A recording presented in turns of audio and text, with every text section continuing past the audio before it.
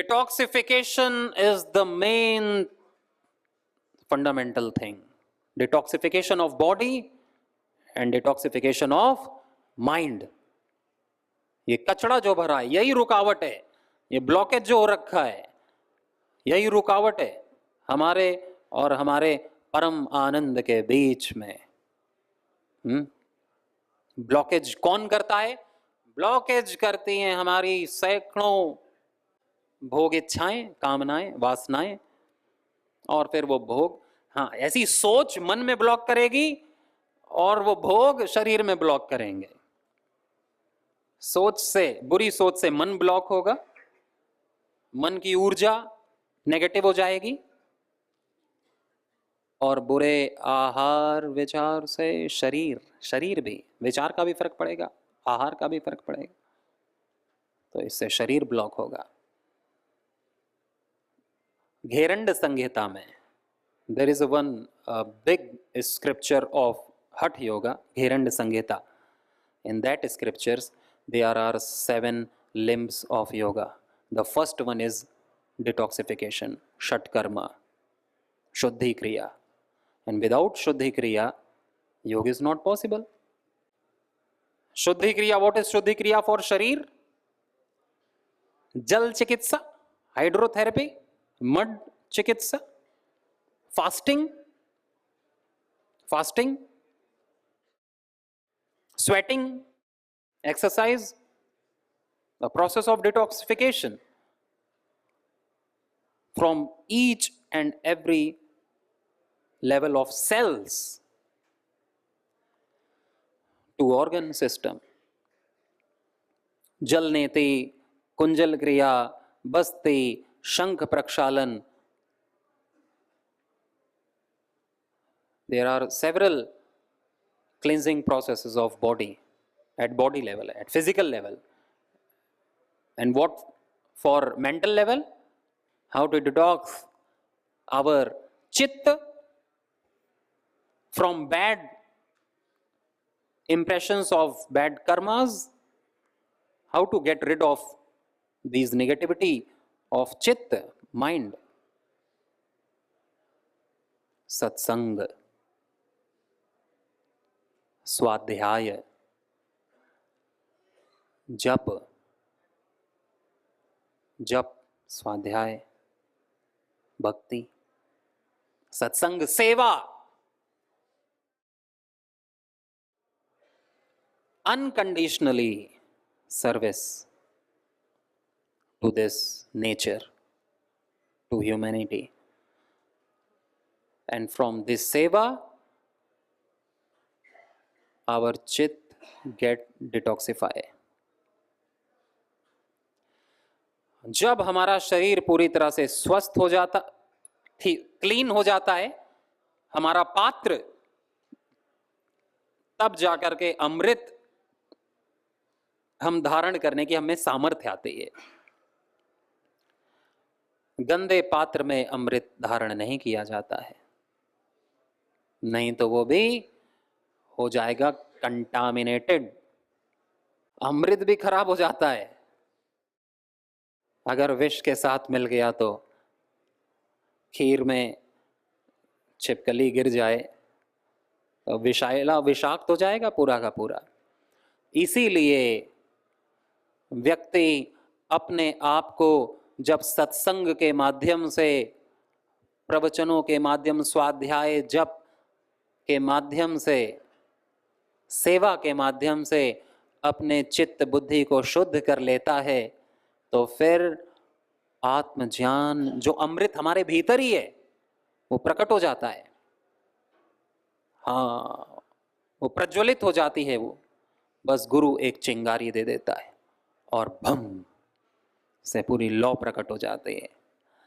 नहीं तो इतनी सारी चिंगारियां भी सब अंदर जाके बुझ रही हैं, क्योंकि क्लेंजिंग प्रोसेस चित्त का नहीं। इतना सारा काजू, बादाम, किशमिश, अच्छे अच्छे दूध, घी खा के भी शरीर में गैस हो रही है, ब्लॉकेज हो रहा है, ट्राइग्लिसराइड, कोलेस्ट्रॉल, एलडीएल का लेवल बढ़ रहा है, ज्यादा अच्छा अच्छा खाने से लीवर फेल हो रहा है, ड्राई फ्रूट में लीवर फेल कर रहे हैं, पथरी हो रही है। क्यों? अच्छा आहार तो करना चाहिए, लेकिन वही वही मना हो रहा है, क्योंकि शरीर में पहले से ही कचरा है, मल है, उसको कौन बाहर निकालेगा? उसके लिए तो तप करना पड़ेगा। तब तो इसीलिए योगग्राम, निरामयम, वेलनेस में जो भी आते हैं, सबसे पहले ब्रह्म मुहूर्त में डिटॉक्सिफिकेशन का प्रोसेस ही चलता है। पूरे शरीर का बलगम जो कुपित हो रखा है, पित्त पेट में एसिडिटी जो कर रहा है, गैस की प्रॉब्लम कर रहा है, उसको बाहर निकालते हैं कुंजल से, शंख प्रक्षालन बस्ती आदि से, वात वात बाहर निकालते हैं बस्ती आदि से, फिर जाकर के हमारा शरीर शुद्ध होता है, और फिर योग ज्यादा काम करेगा, और फिर आहार ज्यादा काम करेगा, बशर्ते हम अच्छा आहार खाएं। बॉडी के शुद्ध होने के बाद अगर कोई गलत आहार लेता है तो उसको गलत आहार 10 गुना ज्यादा हानि करेगा। योगी व्यक्ति को, भोगी को उतना नहीं करेगा, जो उसकी तो आदत ही पड़ी है, वही खाने की काम चल रहा है उसका। हाँ, लेकिन योगी शुद्ध हो गया है आंख की तरह। अब मिर्ची पाउडर यहां डालो यहां डालो, कोई अंतर नहीं है क्या? तड़पेगा कौन ज्यादा? आंख तड़पेगी, योगी तड़पेगा। भाई क्या गलत खा लिया, क्या गलत सूंघ लिया, क्या गलत सोच लिया, तड़प आ जाएगी, तड़प। वो तड़प ही जरूरी है जो उसको दूर रखेगी बुरी बला से, बुरी चीजों से। इसीलिए तो तड़प चाहिए ना, हे भगवान मैं आंख की तरह हो जाऊं। अक्षी कल्पो ही विद्वान भवते, ऐसा एक सूक्त आता है कि विद्वान तो आंख की तरह होता है, जिसमें रुई का एक रेशा भी चला जाए तो उससे बर्दाश्त नहीं होता है, आंसू लेकर निकाल देता है, जिसे शुद्धता ही आनंद देती है, शुद्धता ही जिसे अच्छी लगने लगती है, और अशुद्धता उसे विचलित कर देती है, वही योगी है, वही योगी साधक है। अब जैसे अशुद्धता विचलित ही नहीं कर रही है, तड़प ही नहीं रहा है, तो पहले तो डिटॉक्स करे अपने आप को, और बुरी चीज से बचे। फास्टिंग करने के बाद कोई अगर मिर्च मसाले खाएगा तो लीवर फेल होना तय है उसका, उसकी आंतें खराब होनी तय, जन्मजात, अरे जन्म, पूरे जन्म के लिए खराब हो जाती हैं। कोई शंख प्रक्षालन करके दूध पी ले दूध की चीजें मना रहती हैं, मिर्च खा ले, मिर्च मसाला, शंख प्रक्षालन करके पूरे जन्म के लिए उसकी आंतें खराब, पूरे जन्म के लिए मर जाएगा दर्द के मारे। और अभी हम खाएं कोई दिक्कत नहीं है, इसीलिए तो कहते हैं भाई सुबह सुबह चाय मत पिया करो। हाँ, खाना खाने के बाद पी लोगे तो उतनी हानि नहीं है, लेकिन जब ब्रेकफास्ट का समय हो रहा है, ब्रह्म मुहूर्त है, पेट खाली है, शुद्ध है, सारा मल त्याग दिया है, और तब तुम अगर खाओगे तो फिर तो अल्सर ही होगा, हेमोराइड्स ही होंगे, पाइल्स होगा, फिस्टूला होगा, गैस होगी, लीवर किडनी फेल होंगे, पेंक्रियाटाइटिस होगा, जॉइंडिस होगा, हेपेटाइटिस होगा, ब्लॉकेजेस होंगे। इसलिए तो फिर व्यक्ति शुद्ध हो जाता है ना, तो फिर अशुद्धता को बर्दाश्त नहीं कर पाता है, फिर उसकी कंपल्सन हो जाती है, मजबूरी, अच्छी मजबूरी। ये भाई मैं तो रह नहीं पाता हूं, मैं क्या करूं, मैं तो रह ही नहीं पाऊंगा, ये तो मेरा स्वभाव बन गया, मैं तब करता थोड़ी हूं, इसके बिना मैं रह ही नहीं पाऊंगा।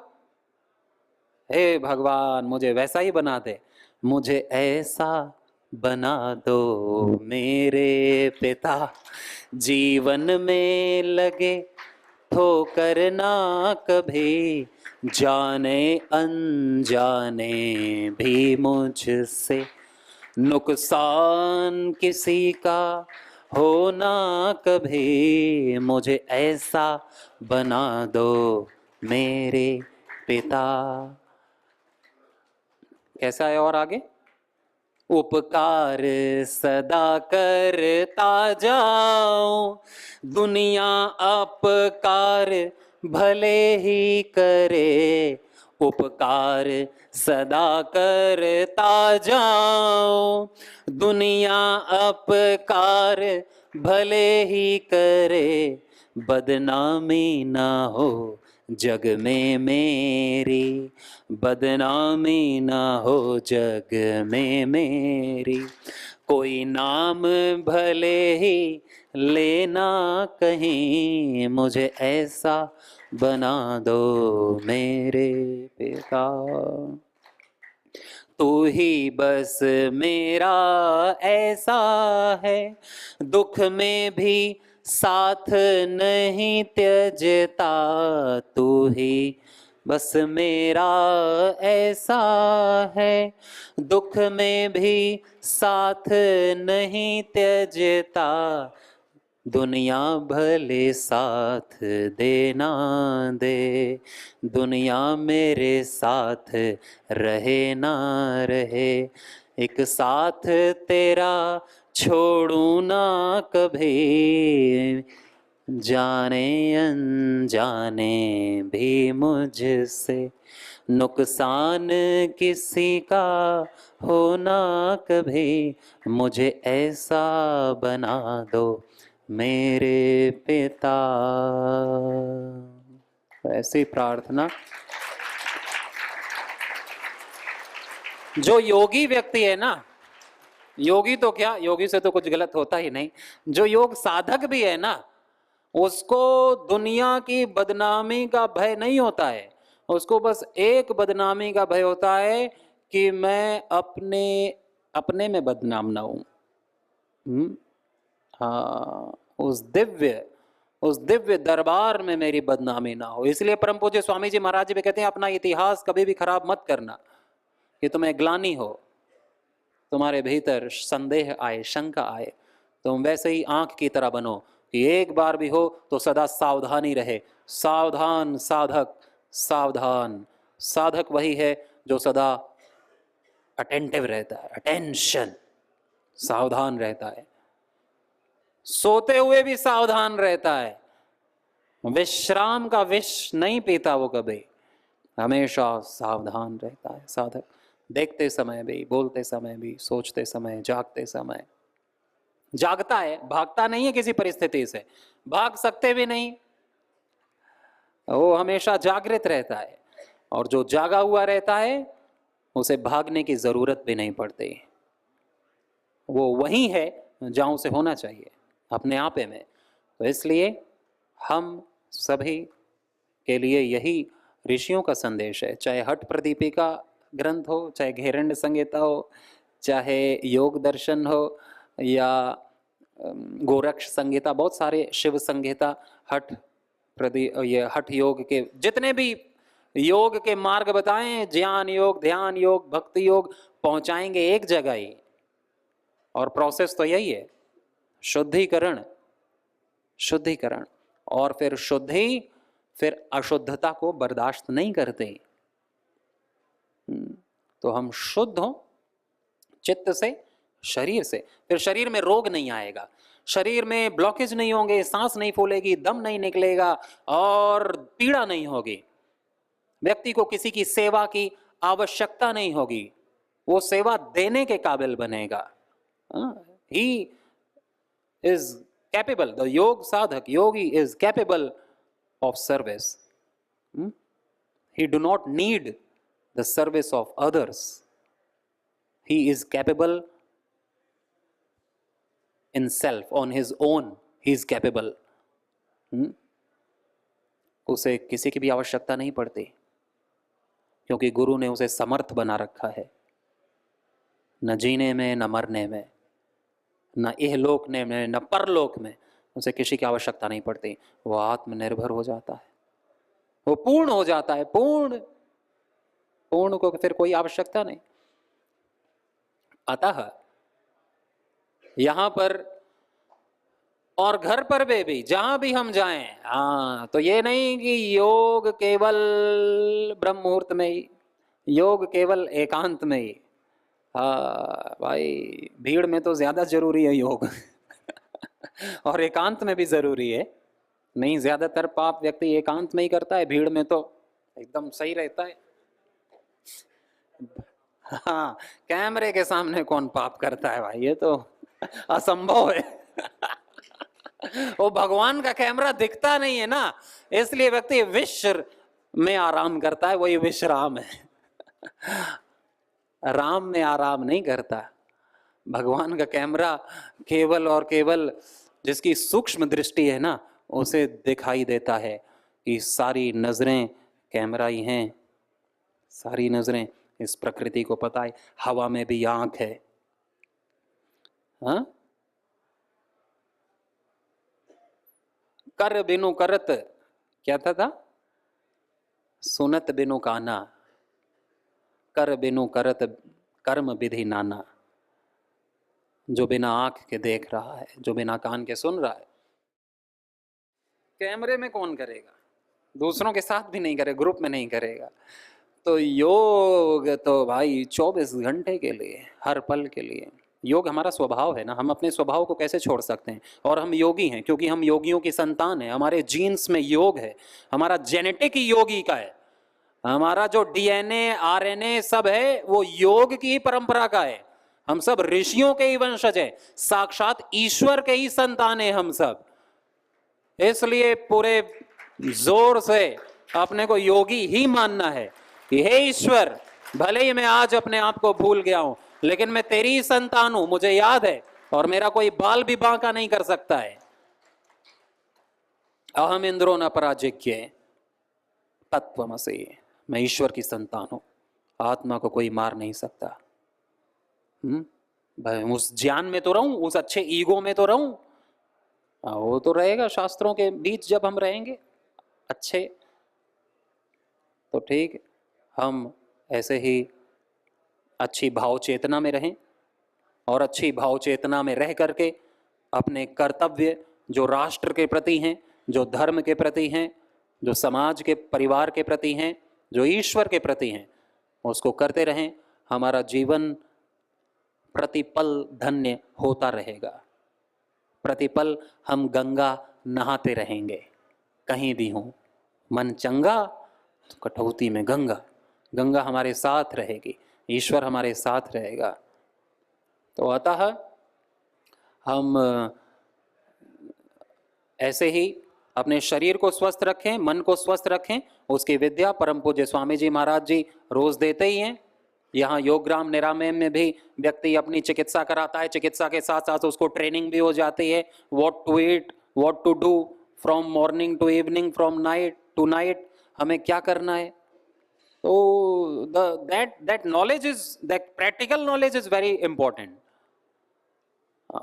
तो वही आप नेक्स्ट जनरेशन को अपने योगा क्लास में you will teach, first learn then practice, while teaching the practice and teaching goes simultaneously, concurrently, practicing not alone with our brothers and sisters, अपने समाज के साथ उसका प्रचार प्रसार।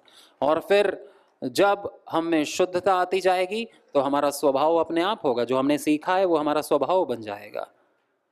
तो वही स्वभाव हमें मुक्त कर देता है, जीते जी सेवा से, ज्ञान पूर्वक सेवा से हम मुक्ति प्राप्त कर लेते हैं। यही कर्म योग है, कर्म योग सबसे आसान है।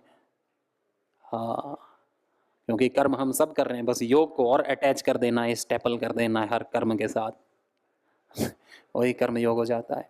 तो भगवान हम सबको सद्बुद्धि दे, सत कर्तव्य करने की शक्ति दे, और सच बोलने का अभ्यास दे। तो आप सभी यहाँ पर आए हैं, बहुत अच्छा लगा आप सबके दर्शन करके। आप सबने कितने तीर्थों के दर्शन किए, और आपको देख करके मुझे भी लग रहा है कि मैं भी सारे तीर्थों के दर्शन साक्षात कर रहा हूँ। साक्षात साक्षात सभी को बहुत सारी शुभकामनाएं। आज के लिए इतना ही। सभी को